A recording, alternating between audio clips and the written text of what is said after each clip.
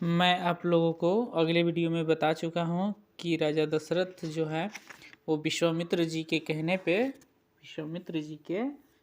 पे सिंह ऋषि के पास दशरथ जी को भेज दिया।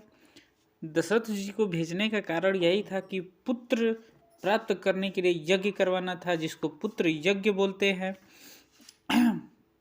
पुत्र यज्ञ करवाने के लिए तो वो पहुंच गए।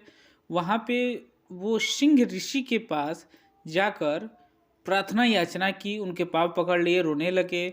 तब सिंह ऋषि जी बोले, राजन ऐसा है कि क्या हुआ, क्या समस्या हो गई कि भाई इतना व्याकुल हो तुम। राजा दशरथ जी अपनी सारी समस्याओं का बताया वहाँ पे सिंह ऋषि जी के पास। तो सिंह ऋषि जी जो है प्रसन्न हुए और कहा कि जाओ, तुम्हारा यज्ञ संपन्न होगा। सिंह ऋषि अगले दिन राजा दशरथ जी के घर आए और पुत्र यज्ञ करवाया। पुत्र यज्ञ करवाने के बाद से उसमें से अग्निदेव जी निकले, प्रकट हुए। प्रकट होने के बाद उन्होंने एक खीर की कटोरी दी जो राजा दशरथ जी को मिला। और राजा दशरथ जी जो हैं ले जाकर अपनी सारी रानियों को दिया।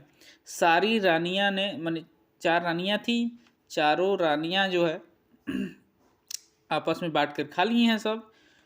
अब खाने के बाद से जब वहाँ उनके घर बालक का जन्म हुआ तो राम जी तो कौशल्या जी के पुत्र थे और ये शत्रुघ्न, भरत और लक्ष्मण जी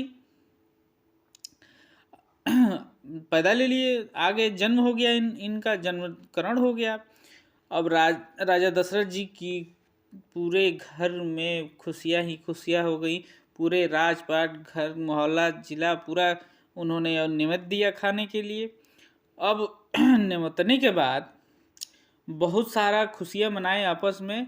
तो राम, लक्ष्मण, भरत, शत्रुघ्न इन सब का नामकरण हुआ।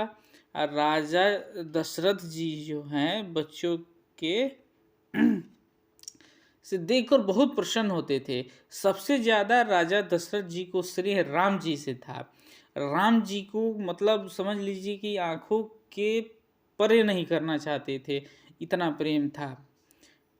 अब इतना जान लीजिए कि जब उनकी शिक्षा करने की बारी आई, अब इस पहले क्या होता था कि जो ऋषि मुनि थे वो अपनी शिक्षा देने के लिए बालकों को छोटे पर ही लेकर चले जाते थे, छोटे पर ही लेकर अपनी कुटिया में चले जाते थे और वहाँ पे उनसे जैसे लकड़ी कटवाना, खाना मतलब बनाने में योगदान देना, तरह तरह की सारी चीज़ें वो अपने शिष्यों से करवाते थे और वहाँ उनकी शिक्षा पूरी करवाते थे।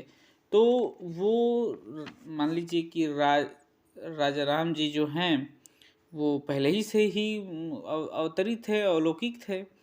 तो उनको कोई भी चीज़ सीखने में टाइम नहीं लगता था, चाहे कोई कार्य हो, सरलता से सब चीज़ धीरे धीरे अब अच्छा से कर लेते थे। अब दशरथ जी उनके प्रेम को भूल नहीं पाए और बराबर वो अक्सर वो राम जी से, लक्ष्मण जी से, मतलब अपने चारों पुत्रों से मिलने के लिए जाया करते थे कुटिया में। अब वहाँ पे इनकी प्रशंसा, इनकी सारी भी और तीर चलाने की विद्या सब देखते और प्रसन्न होते। अब इनकी शिक्षा धीरे धीरे पूरी होने लगी और राम जी तो अलौकिक थे ही, उनको कोई सिखाना नहीं था, बस वो तो अब एक अपनी लीला दिखा रहे थे।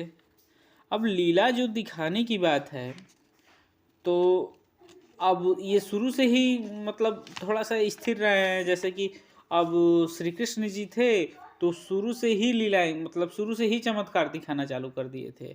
और ये जो राम जी हैं वो शुरू से ही मतलब अपने स्थिर अवस्था और सारी चीज़ें, मतलब क्या बोलते हैं कि एकदम से धीरा बनकर एकदम बुद्धिमानी से अपना काम निकालते थे।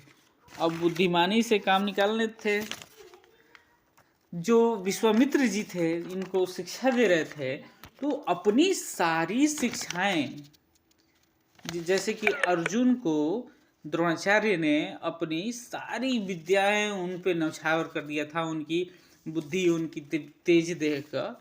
उसी तरह से ये जो विश्वामित्र जी हैं सारी शिक्षाएं सारी विद्याएं न्यौछावर कर दिया राम जी पर।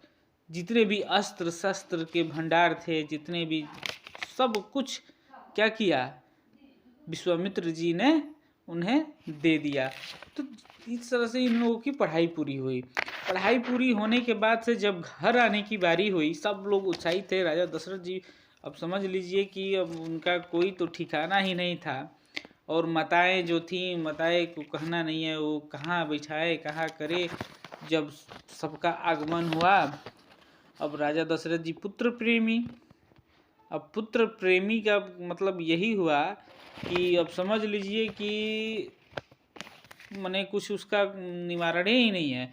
अब आज इसका अगला वीडियो आपको अगले वीडियो